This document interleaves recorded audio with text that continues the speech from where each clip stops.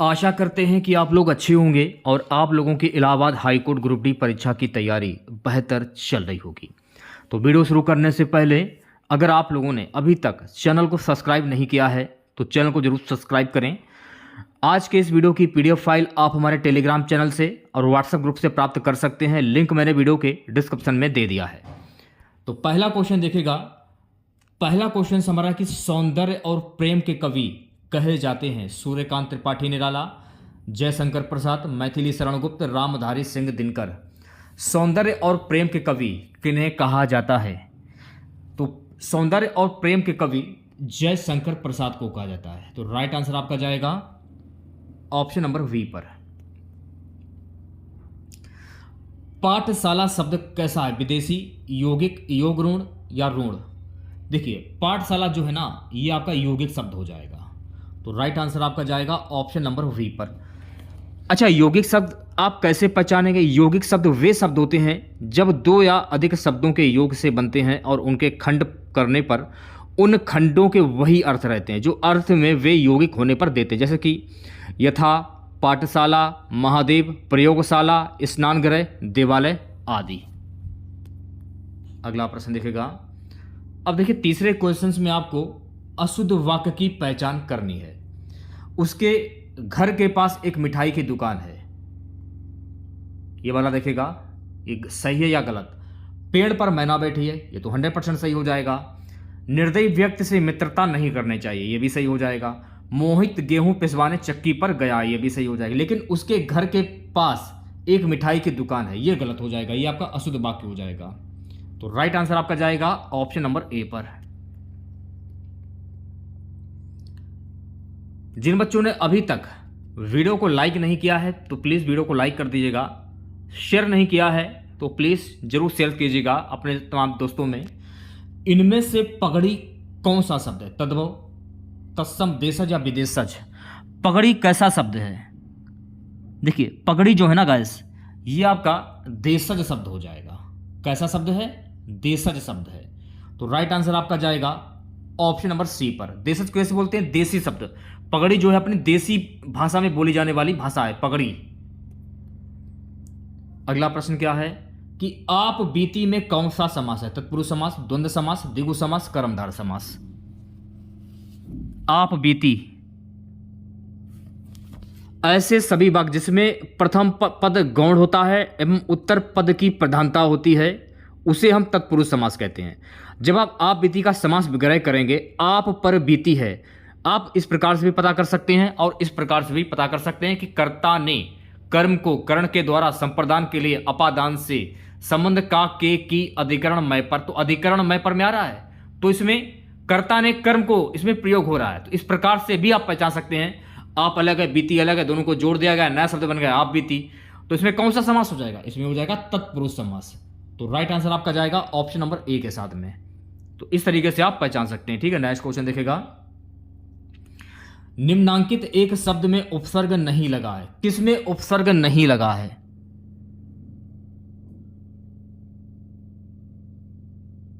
Right answer आपका जाएगा ओढ़ना। ओढ़ना में उपसर्ग नहीं लगा है क्योंकि ओढ़ना जो है ना ये आपका प्रत्यय वाला शब्द हो जाएगा। क्योंकि ओढ़ना, ओढ़न, इसमें ना जो हो जाएगा आपका ओढ़ना, ना ये आपका प्रत्यय हो जाएगा।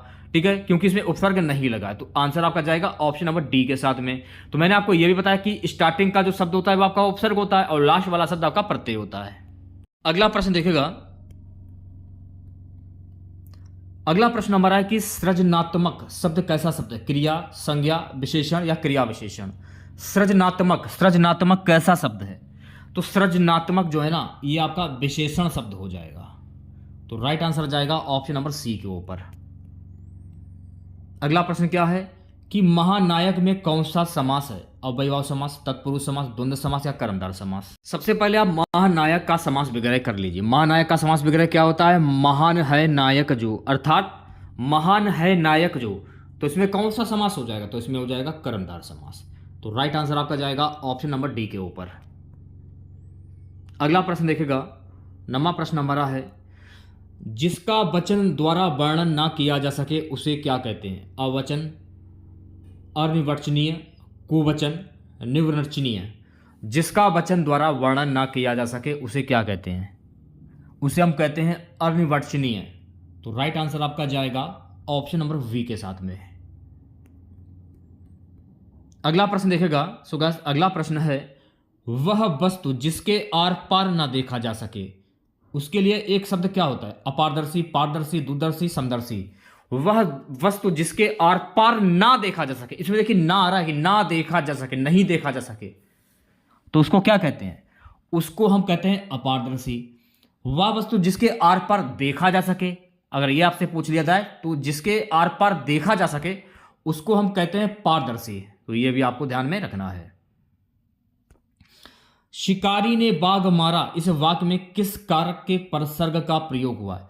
कर्ता ने, तो इसमें कर्ता का प्रयोग हुआ, कर्ता कारक ना कि कर्म कारक। अब कर्ता तो इसमें है नहीं, तो यानी कि ये क्वेश्चन गलत है। जाहिर सी बात है ना, क्योंकि कर्ता ने, ध्यानपूर्वक देखिएगा जो मैं आपको बता रहा हूं, कर्ता ने, ठीक है, कर्ता ने कर्म को, अब इसमें कर्म, आंसर आपका कर्म आ रहा है क्योंकि कर्म में को आ रहा है और कर्ता में ने आ रहा है। अगर इसमें कर्ता होता तो वो आंसर ठीक होता, यानी कि ये क्वेश्चन पूर्ण रूप से गलत है। ठीक है, नेक्स्ट क्वेश्चन देखेगा। 12वां प्रश्न हमारा, मिठास शब्द में किस प्रत्यय का प्रयोग? तो मैंने आपको क्या बताया था कि स्टार्टिंग का जो शब्द होता है वो आपका उपसर्ग होता है और लास्ट वाला शब्द जो होता है आपका प्रत्यय। तो मीठा, आस, ठास या प्यास। मिठास, आस, आस निकल रहा है इसमें, तो आस कहां पर है? आस ये रहा। तो आंसर आपका जाएगा ऑप्शन नंबर वी के साथ में। ठीक है, अगला प्रश्न देखेगा।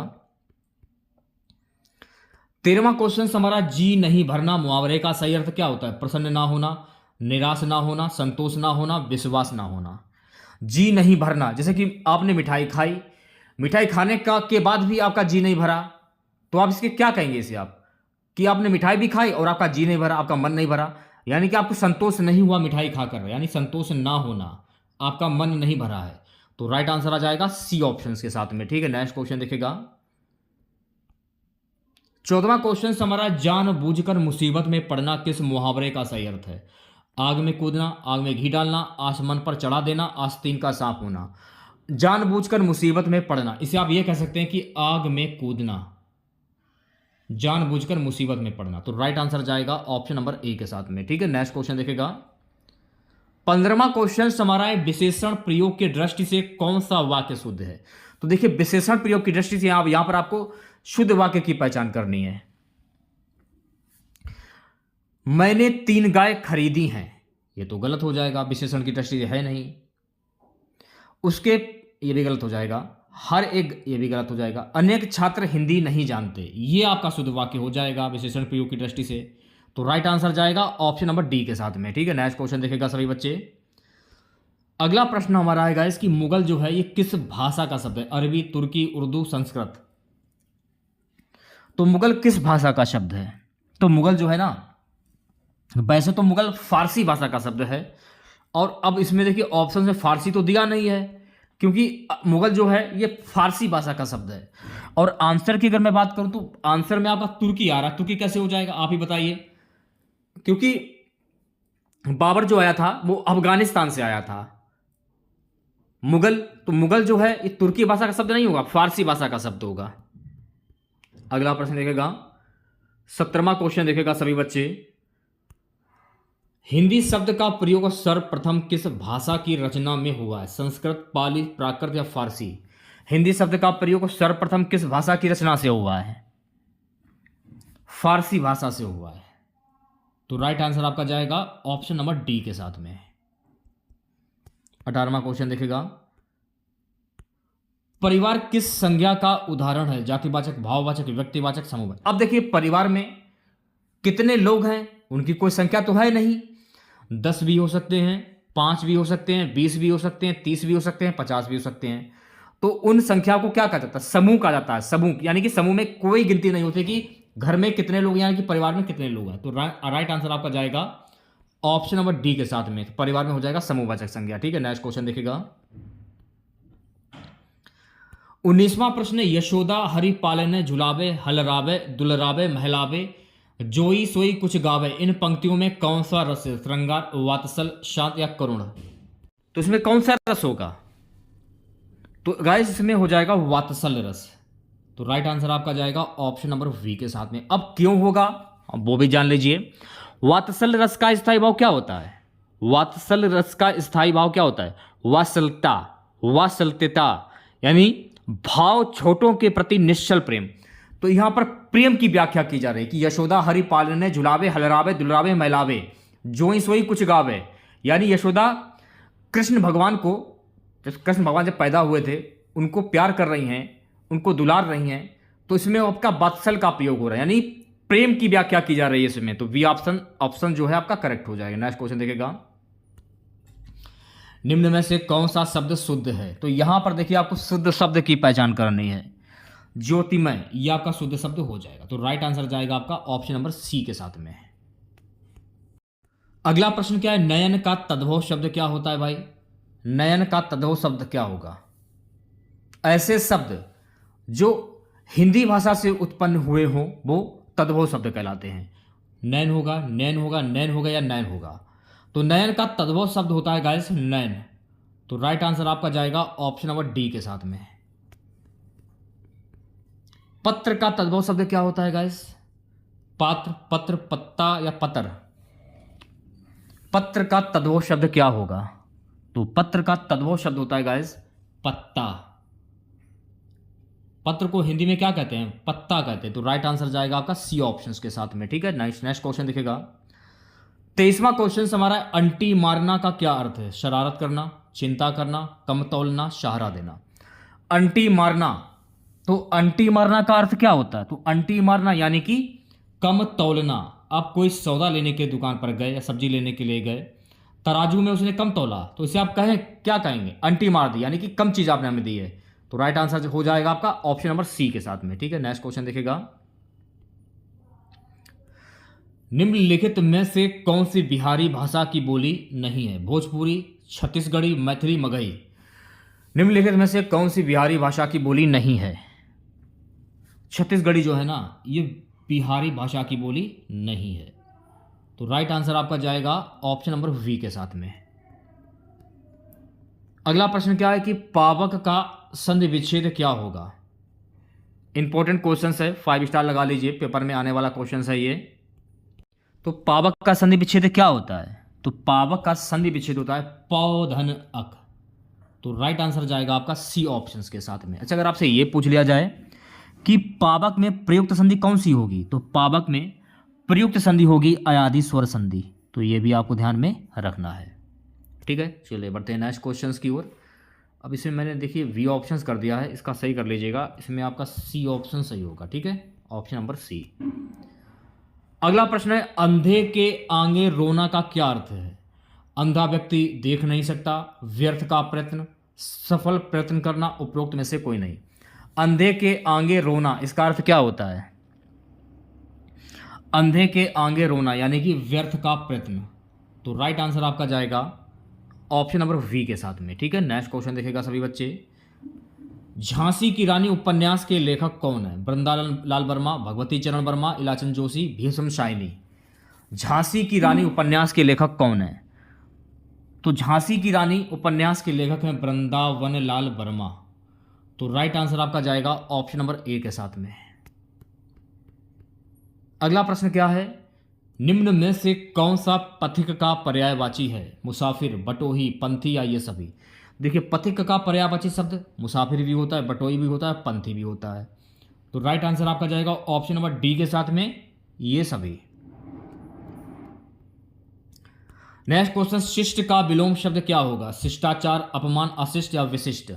शिष्ट का विलोम शब्द क्या होता है? तो शिष्ट का विलोम शब्द होता है अशिष्ट। तो राइट आंसर आपका क्या हो जाएगा? ऑप्शन नंबर सी के साथ में जाएगा। बच्चों को थपकी देकर सुलाने का गीत, इसको क्या कहते हैं? लोरी या लोरी, होरी या पोरी। बच्चों को थपकी देकर सुलाने का गीत, इसको क्या कहते हैं? बच्चों को थपकी देकर सुलाने का गीत, इसको हम कहते हैं लोरी। तो राइट आंसर आपका जाएगा ऑप्शन नंबर वी के साथ में। ठीक है, अनुकूल में कौन सा समास होगा? तत्पुरुष समास, द्विगु समास, अवयव समास या कर्मधार समास। तो मैंने आपको क्या बताया था? यथा, अनु, प्रति, बड़ा आ, भर, उद और हर। तो यहां पर यह पूछा जा रहा है अनुकूल, तो स्टार्टिंग का शब्द देख लीजिए, आपके समझ में आ जाएगा कि यहां पर कौन सा समास होगा। तो अनुकूल यानी कि स्टार्टिंग का शब्द अनु दिया है, तो यहां हो जाएगा अव्ययभाव समास। तो राइट आंसर आपका जाएगा ऑप्शन नंबर सी के साथ में, ठीक है। सतपुरुष, तो शतपुरुष में कौन सा उपसर्ग होगा? श्वा श्वा शम या शत।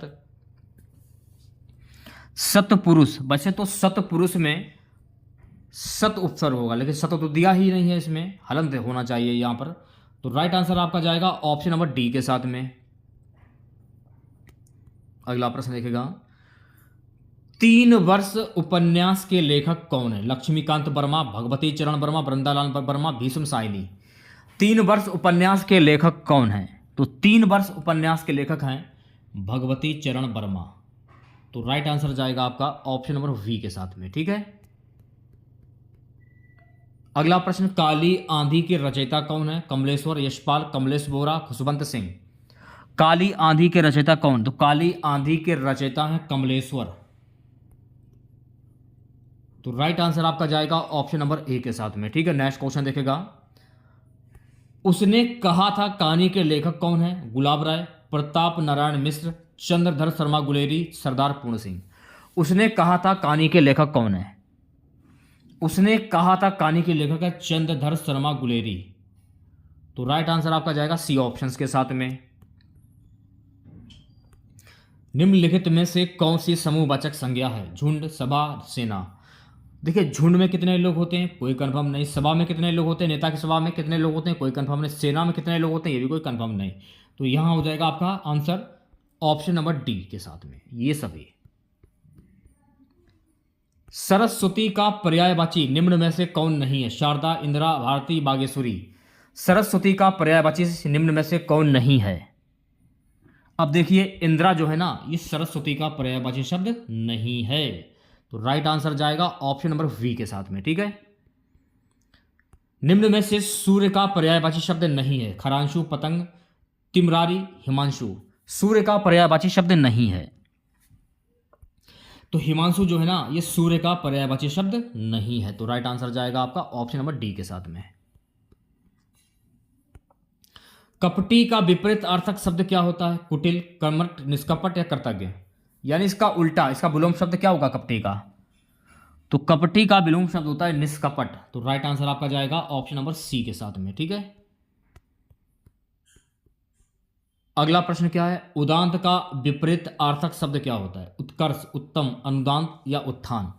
उदांत का विलोम शब्द क्या होगा? तो उदांत का विलोम शब्द होता है अनुदांत। तो राइट आंसर आपका जाएगा ऑप्शन नंबर सी के साथ में, ठीक है। सो गाइस, नेक्स्ट क्वेश्चन देखिएगा, इनमें कौन सही सुमेलित नहीं है? विवाद, विवादास्पद, विजय, पराजय, मृदुल, कठोर, विरह, मिलन। कौन सही सुमेलित नहीं है? विवाद, विवादास्पद, ये सही सुमेलित नहीं है। तो राइट आंसर आपका जाएगा ऑप्शन नंबर ए के साथ में। तो विवाद का विलोम शब्द होता है निर्विवाद, ना कि विवादास्पद, ठीक है। नेक्स्ट क्वेश्चन देखेगा, पसीने से उत्पन्न के लिए एक शब्द क्या होगा? स्वेदज, पिंडज, अंडज, जलज। पसीने से उत्पन्न के लिए एक शब्द क्या होगा? तो पसीने से उत्पन्न के लिए एक शब्द होता है सुदेज। तो राइट आंसर जाएगा आपका ऑप्शन नंबर ए के साथ में। जो पहरा देता है के लिए एक शब्द क्या होगा? प्रतिहार, प्रहरी, साक्षर, प्रतिनिधि। जो पहरा देता है, तो जो पहरा देता है उसको हम क्या कहते हैं? उसको हम कहते हैं प्रहरी। तो राइट आंसर आपका जाएगा बी ऑप्शंस के साथ में। चलिए बढ़ते हैं नेक्स्ट क्वेश्चंस की ओर। युग का निर्माण करने वाला के लिए एक शब्द क्या होगा? युगीन, युग निर्माता, युग चेता, युग धर्मा।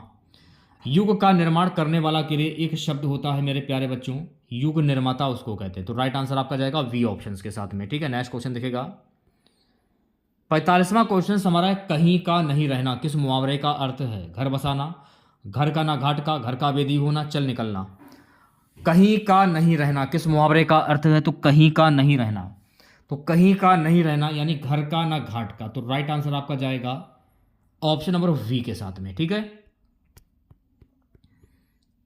अगला प्रश्न क्या है?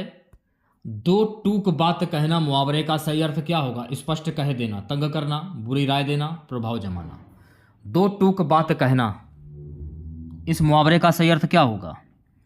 स्पष्ट कह देना। तो राइट आंसर आपका जाएगा ऑप्शन नंबर ए के साथ में। ठीक है, नेक्स्ट क्वेश्चन देखेगा, मुंह की खाना मुहावरे का सही अर्थ क्या होगा? लज्जित होना, उदास होना, बुरी तरह हारना, चोट लगना।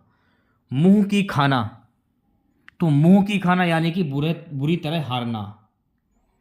तो राइट आंसर आपका जाएगा सी ऑप्शंस के साथ में। ठीक है, नेक्स्ट क्वेश्चन देखेगा सभी बच्चे, गर्दन उठाना मुहावरे का सही अर्थ क्या होगा? प्रतिवाद करना, छिपकर देखना, हानि पहुंचाना, पीछे पड़ना। गर्दन उठाना, इसका मुहावरा क्या होगा? तो गर्दन उठाना यानी कि प्रतिवाद करना। तो राइट आंसर आपका जाएगा ऑप्शन नंबर ए के साथ में। अगला हमारा प्रश्न है गैस कि विष्णु प्रभाकर द्वारा रचित आवारा मसीहा किसकी जीवनी है? मोहन राकेश, शरद चंद्र चट्टोपाध्याय, रविंद्रनाथ टैगोर, महात्मा गांधी। विष्णु प्रभाकर द्वारा रचित आवारा मसीहा किसकी जीवनी है? शरद चंद्र चट्टोपाध्याय की। तो राइट आंसर आपका जाएगा ऑप्शन नंबर वी के साथ में। ठीक है, आज की क्लास का लास्ट क्वेश्चन रहेगा गाइस कि किस वाक्य में क्रिया भूतकाल में नहीं है? वह पढ़ रहा था, उसने पढ़ाई की थी, वह पढ़ने वाला है, उसने पढ़ाई कर ली थी। वह पढ़ने वाला है, इस क्रिया में भूतकाल में नहीं है। तो राइट आंसर आपका जाएगा ऑप्शन नंबर सी के साथ में।